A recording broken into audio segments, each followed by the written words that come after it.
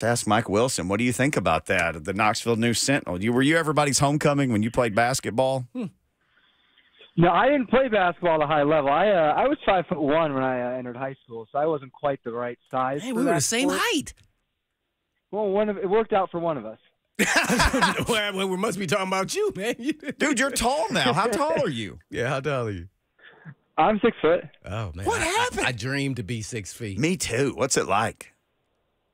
It's the things that dreams are made of, really. I mean, reaching the He top just set shelf. you up right there. You just hit it out the park, man, right there. You know that shelf that's sometimes above the fridge, like Yep. where they put a cupboard up there? Yep. Like being able to reach into that, I think, is the pinnacle of human achievement. Boy, what it would be like to be like Mike. If I could be like Mike. Oh, man.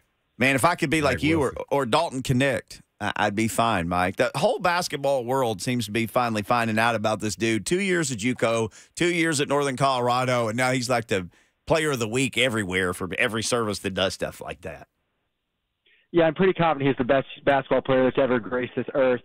At least he certainly has played like it for the past 4 games or so.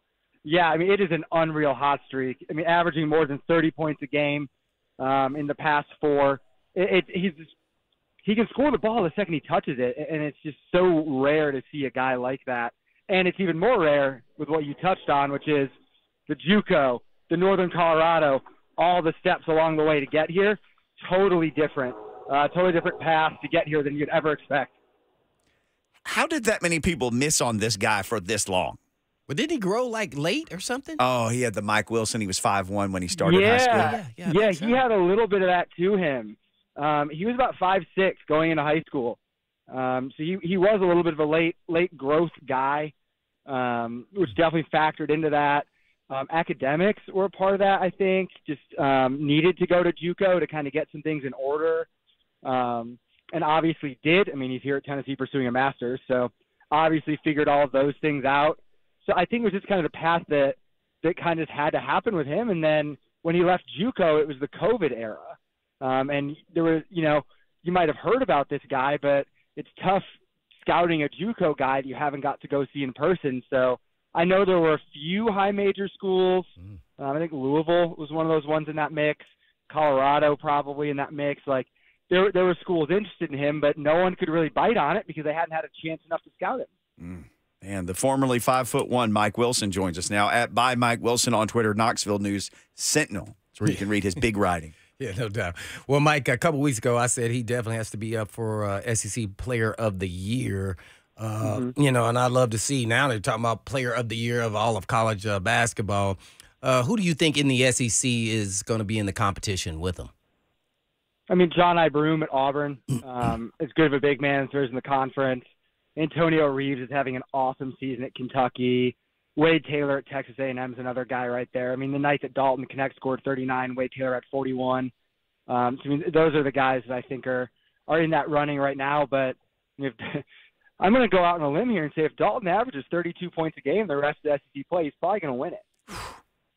Win SEC Player of the Year or Player of the Year Naismith Player of the Year? I mean, if he averages 32 points a game the rest of the year, he's probably winning the National Player of the Year. I mean, that would be a hard thing to top for anybody out there. Well, Mike, I know this is a way out there type question, but has anybody addressed Coach Barnes and asked him, say, how does he compare to Kevin Durant on his skill sets? No one's asked him that outright question. I mean, that has been such a buzzword. Or some of the best players he's coached. I mean, yeah, Kevin Durant's the best player Rick Barnes has coached. Yeah. Obviously, there were some good ones at Texas there, too. I mean, T.J. Ford, LaMarcus Aldridge, guys like that. He did get asked after Georgia if he'd ever seen a player do what Dalton did in the second half at Georgia. Okay. And Rick said, I did coach Kevin Durant. So that's the outlier. I mean, he maybe shouldn't be on the radar as far as Knecht and everybody else. But, it's just kind of interesting. I saw him play, I think, early in the season. I said, man, this guy's super athletic. He can handle the rock. He can shoot. There's just him getting used to the SEC, and now he's kind of come to fruition. Did you ever think early in the season that he could become what he is right now? And we're talking about the 35 point. Not to say he can do it the whole season or not or anything like that. He's on a hot streak here. But, Did you ever think he could have gotten to this height of his play in the SEC? So I'm gonna hurt myself patting myself on the back here. Oh, okay. So before the year, every year I have to do bold predictions about Tennessee basketball, and one of the ones I made this year was Dalton Knecht would have at least 4 25-point games. He hit that in 17 games. So I thought he was going to be pretty good, I guess. I didn't think he was necessarily going to be this good. And I think part of that has just been Tennessee's kind of whiffed in the transfer portal. So I think there's a little gun shy if you're like, all right, like this guy's got game. You see the numbers he put up. I mean, he averaged like 19 and 8 at Northern Colorado. He hit a metric ton of three-pointers. So you're like, he's got skills. But then you're like, all right, is it going to translate? And the fact he's 6'6", the fact he can handle the ball, the fact he can do a little bit more than just get out in the perimeter and shoot it. He can back down in the post. He can get off the dribble. He can split double teams coming off a ball screen. He's got so much savvy in his offensive game that was hard to know that all was going to be there. So it's, I guess my answer in short form is I thought he was going to be pretty good. I don't think anyone could have said this kid's going to be this good. Yeah, no doubt about it. We're on with Mike Wilson, Knoxville News Sentinel. I guess one more about Adu. He's kind of taking his game to the next level. Man, his improvement and his confidence in his play and being a big man in the SEC. What do you see in Adu that has helped him, I guess, his growth besides getting coached? Yeah, I mean, if you want to talk about a guy that raises Tennessee's ceiling this season, that's probably it. Just because they don't have a lot of big guys that play a lot on this team, and he's been so good, especially in SEC play. I think you got to go to what Rick Barnes has talked about, which is just trying to get Jonas to believe that he's as good as like the guys he's going against. Like where he's faced Zach Edey, Hunter Dickinson, Armando Bacot, Tolu Smith. I mean, he's seen a lot of the best bigs in the country so far this year to varied degrees of success. But Rick Barnes' point has been, you could be as good as them, so go out there and do it. And I think that confidence and belief has led to a lot of that. And he feasted against Alabama the other day, which has kind of become a consistent thing, I think, from Jonas throughout probably the past 10 games. But he's been tremendous, kind of as a Batman Robin with Dalton Knecht. No doubt about it. Mike Wilson with Knoxville News Sentinel. Now, you talked about the start of the season. It took Dalton Knecht, 17 games to get those 4 25-pointers. The guy who did start out of the gate like a wild man was Jordan Gainey, and then he just sort of disappeared for a while, but then he reappeared again at this game against Alabama. He did, and, so everyone was focused on Dalton Knecht's injured foot against North Carolina. Jordan Gainey had a worse ankle injury in that game, but he just didn't say anything and didn't come out. So I think that really lingered for a little bit there. Probably coming out of Christmas, he'd had some time to rest and get that better. But he looked good again the other day. I think he needed to see some shots go in. Florida, his first one was in and out. Second one looked pretty good, didn't go in. But he got the first one to go the other night, and you kind of saw him other afternoon and kind of saw him get rolling with it. And that's big, just having that extra little bit of offense off the bench because they haven't had that. I mean, it's been Dalton, Zakai, Jonas Adu kind of carrying the scoring load, and obviously going and getting 15 out of Jordan Gainey is huge. Don't think you're going to get that every night, but the fact that it's possible is a big thing for Tennessee. It's interesting because any Vols team with Rick Barnes is going to be a Ken Palm defensive machine, but they're actually in the top 20 for defense and offensive efficiency this year. I mean, they are getting it done on both ends. They are. And I'm going to go back to my bold predictions again, guys. Okay. Pat myself in the back. Don't hurt your arm. Don't hurt your shoulder. Your elbow's going to hurt. Well, I am standing outside the gym right now, so I'll go in and stretch it out. After. Okay. I predicted a top 30 offense for them this year. It just seemed like they had the pieces for it. With Zakai, with Santiago Vescovi back, I expected Josiah Jordan-James to play like he did the first 6 weeks of the season. Like that was something I expected to see coming out of his healthy offseason. Adding Dalton Knecht, adding Jordan Gainey, it just seemed like Tennessee had so many more potential pieces, and obviously they put that together. And the beautiful thing for the Vols is there's kind of a theory that says top 20 in offense and defense in Ken Palm, typically the Final Four teams rank in those categories in the top 20. That's just kind of a statistical trend that's floated around on the Twitter, or the X-verse, I guess it would be now, a good bit. So that might bode well for the Vols if they kind of keep playing at that clip. We're joined by noted seer of basketball futures, Mike Wilson, at by Mike Wilson on X and or Twitter, Knoxville News Sentinel. Well, Mike, I guess after looking at how well they've done so far, what do you say, or what style of team would be their kryptonite or their weakness of this team right now as they play together? Yeah, I think when you look at the consistent thread of the teams that have given trouble, it's typically been a team with a dominant big man. I mean, all 4 of Tennessee's losses, I referenced the big man earlier with Edey, Dickinson, Baycott, and Tolu Smith. Those are the 4 games Tennessee lost. So I think that might be the weakness there, because as awesome as Jonas Aidoo's been, as good of a rebounder as Tobe Awaka is, those guys sometimes get in foul trouble, which was the case at Mississippi State. So that still to me is that one little area that's tough, is the teams with really, really dominant big men. At least that's kind of been the thread, I think, of what we've seen from Tennessee so far this season. And what was your preseason prediction on how good this team could be? And you still believe that?